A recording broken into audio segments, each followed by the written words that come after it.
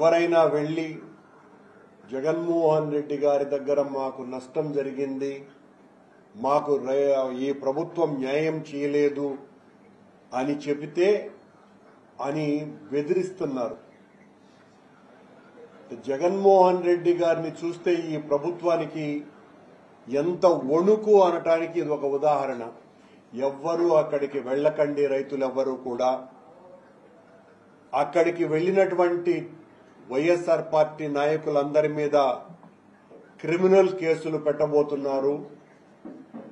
మేం పైనుంచి పోలీసులకు ఆదేశాలు ఇస్తున్నాం, చాలా మంది కేసుల్లో ఇరుక్కుంటారు అని ఒకవైపున రైతులను బెదిరించటము, మరోవైపున వైఎస్ఆర్ కాంగ్రెస్ పార్టీ నాయకులని కార్యకర్తల్ని నిర్వీర్యం చేయాలా అన్నటువంటి ప్రేలాపనలు మాట్లాడుతున్నారట.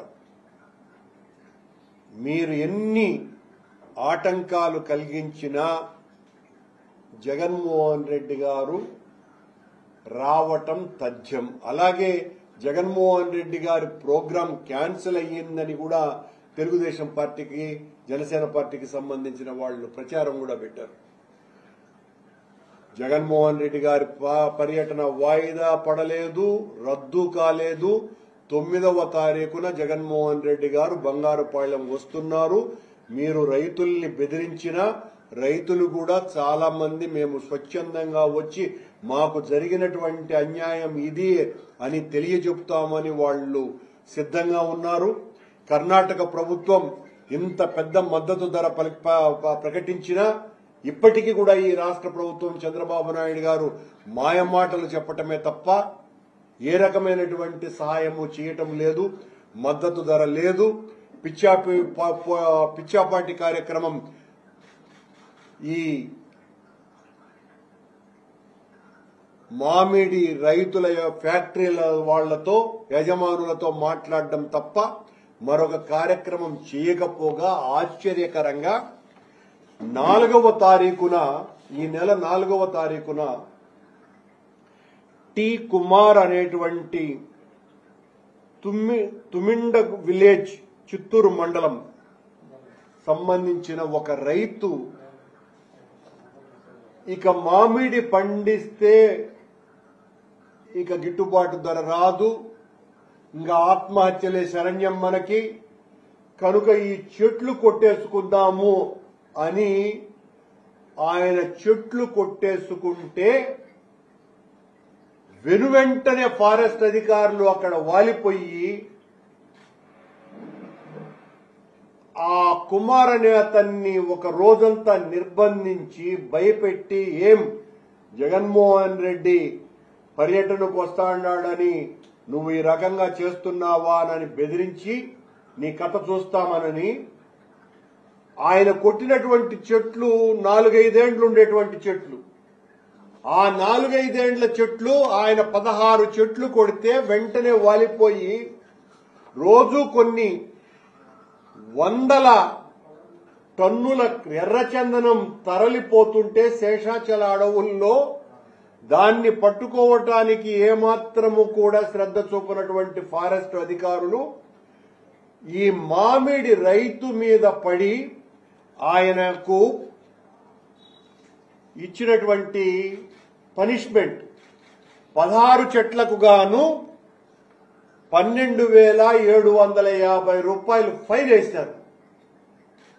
4వ తారీఖున, ఈ నెల 4వ తారీఖున ఒక రోజంతా నిర్బంధించి భయపెట్టి నీ కథ తేలుస్తామనని, జగన్మోహన్ రెడ్డి గారు వస్తున్నారు కాబట్టి చెట్టు కొడతావా అని, అయ్యా లేదు నా బతుకు సర్వనాశనం అయిపోతుంది, ఇంకా ఈ చెట్లు నేను పెంచినా ఉపయోగం లేదు, గిట్టుబాటు ధర కావటం లేదు, అందుకు కొట్టుకుంటున్నాను అని అంటే కూడా వినకుండా అతని మీద దాడి చేసినట్టుగా చేసి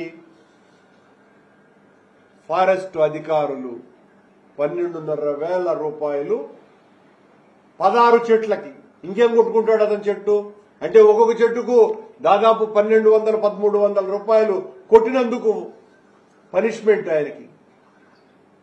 ఇది పరిస్థితి ఈ రాష్ట్రంలో. ముఖ్యంగా మామిడి రైతాంగానికి వీళ్ళు చేస్తున్నటువంటి దారుణం. అయినా ఫారెస్ట్ అధికారులు మా ఈయన పవన్ కళ్యాణ్ గారి అధీనంలో ఉంది ఫారెస్ట్ డిపార్ట్మెంట్. నువ్వు అయినా ఈ ఎర్రచందనం స్మగ్లర్లని, అటవీ సంపదను దొంగతనం చేసేటువంటి వాళ్లను పట్టుకోకుండా మామిడి రైతును దొంగను పట్టుకున్నట్టు పట్టుకున్నారండి. పవన్ కళ్యాణ్ గారు మీ డిపార్ట్మెంట్లో చివరకు రైతులను పట్టుకొని వాళ్లను ఎర్రచందనం దొంగల్లాగా చూపించే పరిస్థితి తెస్తున్నారు. 16 చిన్న చెట్లు కొట్టినందుకు, 4 ఏండ్ల చెట్లు కొట్టినందుకు అతనికి వేసినటువంటి పనిష్మెంట్ ఇది. అంటే ఎంత భయాన్ని సృష్టిస్తున్నది ప్రభుత్వం రైతుల మీద. ఈ రైతు టి కుమార్ అనేటువంటి రైతు తన పొలంలో పండినటువంటి, తన తోటలో పండినటువంటి ఆ తోతాపురి మామిడి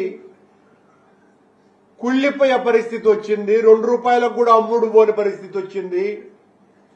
ఇక బతుకు లేదు నాకు, ఆత్మహత్య శరణ్యం, కనుక ఈ చెట్లన్నా కొట్టేసుకొని వ్యవసాయం చేసుకుందాము, ఏదో మెట్ట భూమి అని అనుకొని మెట్ట పంట వేసుకుందామని కొట్టుకొని పోతే అది ఎక్కడి నుంచి వచ్చినారో, బిన్ లాడెన్ మీద అమెరికా సైనికులు దాడి చేసినట్టుగా ఆ మారుమూల ప్రాంతంలో ఉన్నటువంటి ఆ పల్లెల్లోకి ఎట్ట తెలుసుకున్నారో ఫారెస్ట్ అధికారులు వెంటనే వాలిపోయి అతన్ని నిర్బంధంలోకి తీసుకొని 16 చెట్లు జేసీబీతో కొడితే అరగంటలో కొడేస్తారు. ఆ అరగంట లోపల వాలిపోయి అతన్ని నిర్బంధంలోకి తీసుకొని అతని మీద వేసినటువంటి ఫైన్ ఇది. ఇలా ఒకవైపున రైతుల్ని, మరోవైపున ప్రజల్ని భయభ్రాంతులకు గురి చేస్తూ ఈ ప్రభుత్వం మామిడి రైతులతో చెలగాటమాడుతున్నది.